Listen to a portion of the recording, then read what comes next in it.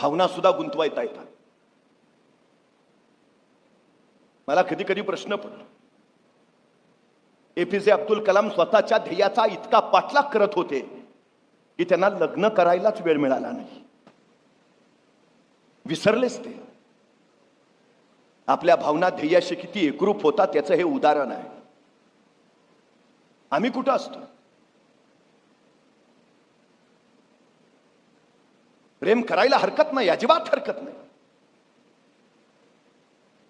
पण तुम्हाला यशाच्या आभाळाचं गरुड व्हायचं असेल तर गरुडाचे सगळ्यात 5 महत्वाचे नियम आहेत. तुम्ही झेप घेतली तर त्याला गरुड झेप कधी म्हटलं जातं? ज्यावेळी इतर कुणी तुमच्यासारखी झेप घेऊ शकणार नाही त्यावेळी त्याला गरुड झेप. गरुडाला आभाळाचा राजा म्हटलं जातं, तो पक्ष्यांचा राजा. असं काय आहे त्याच्यात? 5 नियम. गरुड एकटा असतो, तो कधीच कुणाच्या संगतीत नसतो. ज्याला यशस्वी व्हायचं आहे ना त्यानं पहिला नियम पाळायचा, एकटं राहायचं. तुम्ही यशस्वी होणार की अयशस्वी हे फक्त 2 गोष्टी ठरवतात. तुम्ही कुणाच्या संगतीत आहात, कुठल्या माणसांच्या आणि कुठल्या पुस्तकांच्या. या 2 गोष्टी ठरवतात तुम्ही यशस्वी होणार की अयशस्वी. गरुड एकटा असतो, एकटा. तो कधी कावळ्यांच्या थव्यात तुम्हाला दिसलाय?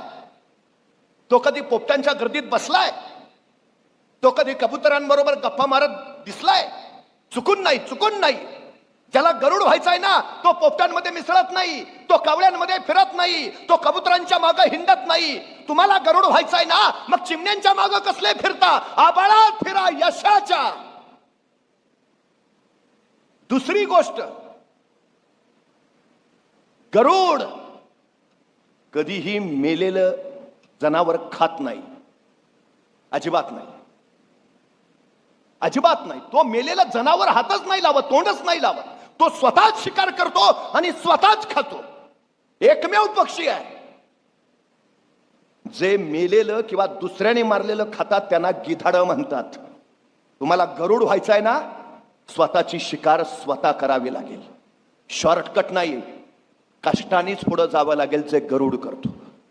परिस्थिती कशी असू दे, वेळ कशी असू दे, स्वतःची शिकार स्वतःच, कष्टाला नकार नाही. तिसरी गोष्ट सगळ्यात महत्वाची, गरुडाचं व्हिजन क्लिअर आहे. एकमेव पक्षी आहे. 5 किलोमीटरवरनच त्याचं स्वतःच सावज हेरतो तो, 5 किलोमीटरवरनं. आणि मध्ये किती अडथळे येऊ दे, गाड्या येऊ दे, वाहनं येऊ दे, काय होऊ दे, त्याच्या सावजावरची नजर त्याची हलत नाही, अजिबात हलत नाही. एकमेव पक्षी आहे. आणि एकदा त्याची एखाद्या सावजावर नजर पडली की त्यांनी शिकार केलीच म्हणून समजा. गरुडाच्या बाबतीत असं होतच नाही की विजन ठरलंय पण मिळालं नाही, अजिबात नाही, मिळणारच. तुमचं ध्येय तसं हवंय, ठरलंय ना, मिळवणारच. चौथा नियम आहे गरुडाचा, सगळ्यात महत्वाचा. गरुड संकट आली की लपून बसत नाही.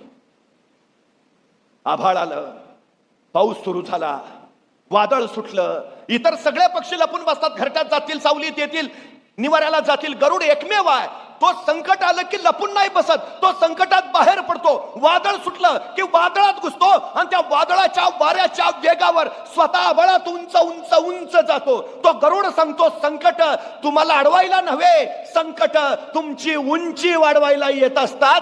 संकटांचा संधी म्हणून वापर करा आणि स्वतःचं कर्तृत्व घडवा.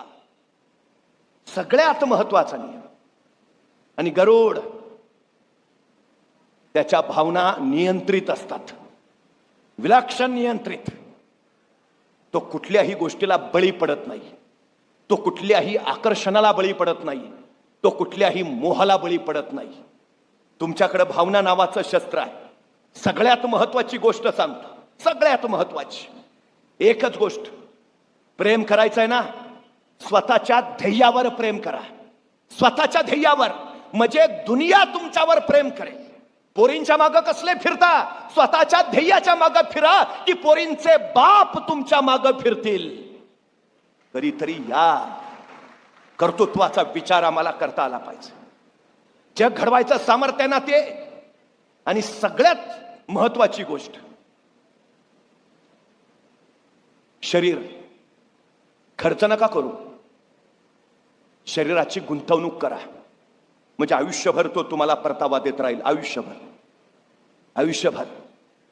पण दुर्दैवाची गोष्ट अशी आहे, चौथीतली पोरं गुटखा खातात, 10वीतली पोरं सिगारेटी ओढतात, 12वीतली पोरं दारू पितात आणि महाविद्यालयातली पोरं गांजा नाहीतर ते यमडी सारखं ड्रग्ज घेतात. ही आत्ताची वस्तुस्थिती आहे.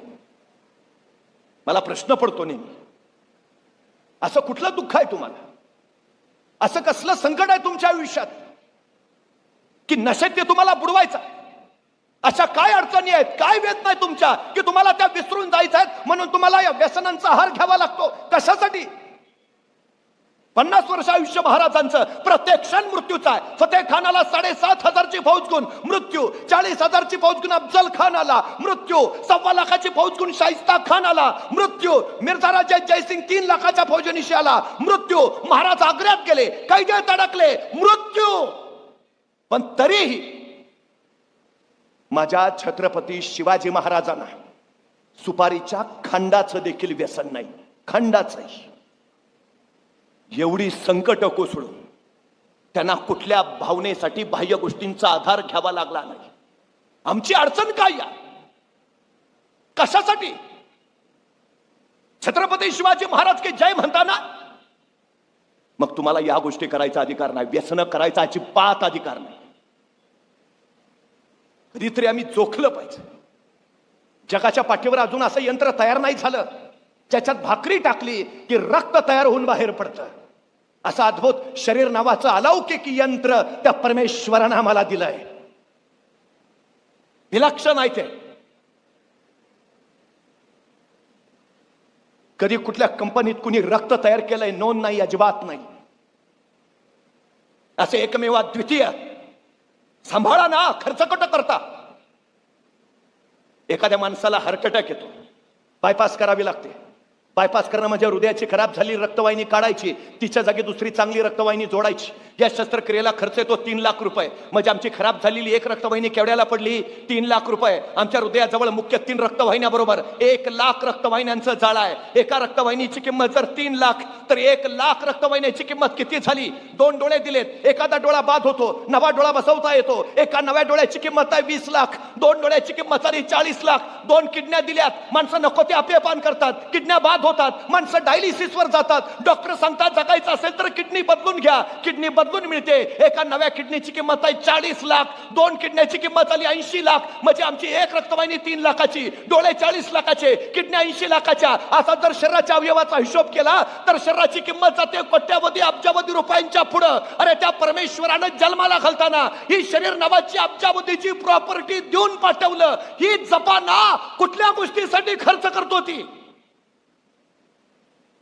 आंधळ्याला विचारा डोळे किती महत्वाचे, हात नसलेल्या माणसाला विचारा हाताचं महत्व काय, पाय नसलेल्याला विचारा पाय किती गरजेचे. मग किंमत कळेल. ज्या वयात कर्तृत्वाच्या ध्वजा फडकवायच्या त्या वयात धुरांच्या रेषा करत मस्ती करत हिंडतो आम्ही की आमची सगळ्यात मोठी शोकांतिका आहे, सगळ्यात मोठी. आम्ही कधीतरी या सगळ्या गोष्टींचा विचार केला पाहिजे. कधीतरी ध्येय ठरवा आणि ध्येयाचा पाठलाग करा अखंडपणे. अखंडपणे आपलं ध्येय आपल्या दृष्टीआड होता कामा नये. आपलं ध्येय आपल्या मना आड होता कामा नये. तेव्हा उभारता येतं आयुष्य. प्रभू श्री रामचंद्र रावणाला मारून लंकेवरनं परत अयोध्येला आले. राज्याभिषेक झाला आणि या युद्धामध्ये ज्यांनी ज्यांनी मदत केली श्रीराम त्यांना प्रत्येकाला आभार व्यक्त करत भेटवस्तू देत राहिले. सगळी माणसं झाली आणि अचानक सीतामातेंचं लक्ष कोपऱ्यात उभा असणाऱ्या हनुमंतांकडे गेलं. अरे हनुमंत राहिलेच की. सीतामातेने विचार केला आता हनुमंतांना काय द्यावं, आपल्याकडे काय राहिलंय. अचानक त्यांची लक्ष गळ्यातल्या मोत्याच्या रत्नहाराकडे गेली. त्यांनी गळ्यातला मोत्याचा रत्नहार काढला आणि हनुमंतांना भेट म्हणून दिला आणि त्या परत इतर पाहुण्यांच्या भेटी घेत राहिल्या. काही वेळानंतर सीता मातेंचं लक्ष अचानक हनुमंताकडे गेलं. हनुमानजी एका ठिकाणी बसले होते आणि सीता मातेने दिलेला मोत्याचा रत्नहार दातात फोडून त्यातला एक एक मोती उघडून बघत होते. सीता मातेना काही कळे नाही, हा बाबा मोती का फोडतोय, एवढा मौल्यवान हार हा फोडतोय का. सीता माता धावतच आल्या, हनुमानजी काय करताय, मोती का फोडताय. हनुमानजी म्हटले, मोत्यात राम आहे का पाहतोय. अहो मोत्यात कसा राम असेल, तसा तो रत्नार लगेच त्यांनी सीता माते, राम नाही ना, मग माझ्या काही कामाचा नाही, मग मला नको. हनुमानजींचं ध्येय ठरलंय, काय मिळवायचं आहे, श्रीराम. सोबत कुणाच्या राहायचं आहे, श्रीराम. काय करायचं आहे, जे श्रीराम सांगतील. हनुमानजींचं ध्येय ठरलंय, फक्त श्रीराम. जर मोत्यात राम असेल तर माझ्या उपयोगाचा, नसेल काही उपयोगाचा नाही. आमच्या जीवनाचं ध्येय ठरू द्या, काय व्हायचंय मला, हे जोपर्यंत होत नाही दुसरं काहीही महत्वाचं नाही. तेवढंच आणि तेवढंच बास. तेव्हा यश मिळतं, तेव्हा एक ध्यास, आणि तोच जर तुमचा श्वास झाला तर यश. इकडं तिकडं फिरून मग जमलं असं नाही होत, काही अजिबात नाही, अजिबात नाही. अशक्य काही नाही हो जगात. 2963 वन डे मॅचेस झाल्या, 2963.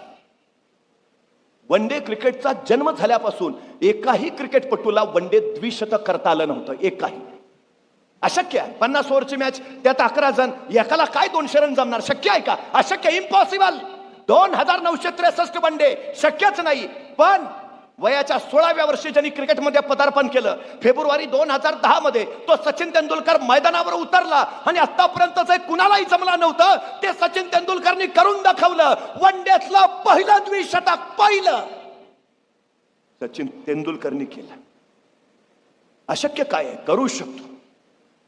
सचिन तेंडुलकरनी द्विशतक केल्यावर दुसऱ्या दिवशी काही पत्रकार सचिन तेंडुलकरकडे गेले, तुम्ही काल द्विशतक केलं. मग सकाळी उठल्याबरोबर पहिले तुम्ही पेपर हातात घेतले असणार, सगळ्या पेपरच्या पहिल्या पानावर तुमच्या बातम्या, मास्टर ब्लास्टरचं द्विशतक. मग सकाळी पेपर वाचले काय, का सकाळी उठल्या उठल्या तुम्ही मोबाईल हातात घेतला, एवढं द्विशतक केलं, सगळ्यांचे मेसेज आले असतील, कॉंग्रॅच्युलेशन्स, अभिनंदन. मग सकाळी उठल्या उठल्या मोबाईल हातात घेतला, काय केलं. सचिन तेंडुलकर काय म्हटला माहितीये, 20 वर्ष झाली रोज सकाळी 6 वाजता मी मैदानावर नेटमध्ये सराव करत असतो. रोज सकाळी 6 वाजता. मी कधी रविवारची सुट्टी घेतली नाही, मी दसरा दिवाळीला कधी घरी थांबलो नाही. गेली 20 वर्ष रोज सकाळी 6 वाजता मैदानावर. मी सकाळी उठल्या उठल्या पेपर हातात घेतला असता मी क्रिकेटचा देव झालोच नसतो. मी जर उठल्या उठल्या मोबाईल हातात घेतला असता मला भारतरत्न मिळालाच नसता. रोज सकाळी माझा ध्यास, माझं ध्येय. तेंडुलकर सकाळी उठल्यावर फोन नाही घेत, आणि आम्ही उठला की पहिला फोन. नाही, रात्री काय काय महाराष्ट्रात घडलं कळलं पाहिजे. अरे तू कोण सीएम आहे का डीसीएम आहे, पर तुला मेसेज कुठले, गुड मॉर्निंग आणि 2 गुलाब. त्याच्यासाठी सोन्यासारखी सकाळ कर्तृत्वाची वाया घालवतो आम्ही, सोन्यासारखी. तुम्हाला माहिती आहे आजच्या घडीला जगातला सगळ्यात श्रीमंत कोण आहे, जगात सगळ्यात श्रीमंत एलॉन मस्क. पूर्वजांची संपत्ती नाही, स्वतःच्या आयुष्यात एकट्यानं कमावलेली संपत्ती आहे, एकट्यानं. काय केलं असेल त्यांनी, तो बसला की आजचा विचार नाही करत, उद्याचा विचार नाही करत, तो पुढच्या 10 वर्षाचा विचार करतो. पुढच्या 10 वर्षात मला काय करायचं आहे, अनेकदा त्याचं ठरलं पुढच्या 10 वर्षात मला हे करायचं आहे, तो परत बसतो जे मला 10 वर्षात करायचं आहे ते 1 वर्षात कसं करता येईल. म्हणजे इतरांना जी गोष्ट करायला 10 वर्ष लागतात, एलॉन मस्क 1 वर्षात करतो, 1 वर्षात. एलॉन मस्क काय पहिला ज्यांनी सांगितलं 2050 मध्ये पृथ्वीच्या पोटातलं पेट्रोल जेल संपेल, 2090 मध्ये पृथ्वीच्या पोटातला गॅस संपेल, मग गाड्या कशावर धावतील. दुसऱ्यानं काढलेली टेस्ला कंपनी त्यानं विकत घेतली आणि जगातली इलेक्ट्रिक कार्स बनवणारी सगळ्यात मोठी कंपनी उभा केली. इराक अमेरिका युद्ध चाललंय, आजच्या घडीला सगळ्यात जास्त फायदा जर कोणाचा आहे तर एलॉन मस्कचा आहे. सगळे पेट्रोल डिझेलवाले अडचणीत, गॅस अडचणीत, मग माणसं जातील कशाने, इलेक्ट्रिक कार्स. बनवतं कोण? Tesla, Elon Musk. कधी विचार केलाय त्यांनी? आजचा नका विचार करू, 10 वर्षानंतर. त्याची सुरुवात आज करायला हवी. आज त्याला एका कंपनीकडनं 50,000 गाड्या बनवायची ऑर्डर मिळाली. अशक्य आहे. 3 महिन्यात 50,000 गाड्या जगातली कुठलीच कंपनी बनवू शकत नाही. पण तो एलॉन मस्क, आय कॅन, मी करेन, ऑर्डर घेतली.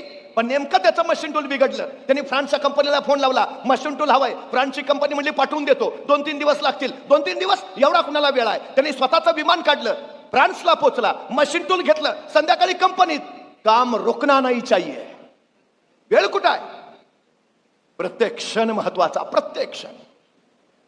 तुम्हाला माहिती आहे, पूर्वी देश अवकाशात यान सोडायचे. पहिला माणूस आहे ज्यांनी स्वतःचं वैयक्तिक यान अवकाशात सोडलं. स्पेसएक्स नावाची कंपनी काढली. सुनीता विल्यम्स अंतराळ स्थानकात अडकलेल्या. नासाला सुद्धा शक्य झालं नाही त्यांना खाली आणणं. एलॉन मस्कनं स्वतःचं यान पाठवलं आणि सुनीता विल्यम्सला पृथ्वीवर आणलं.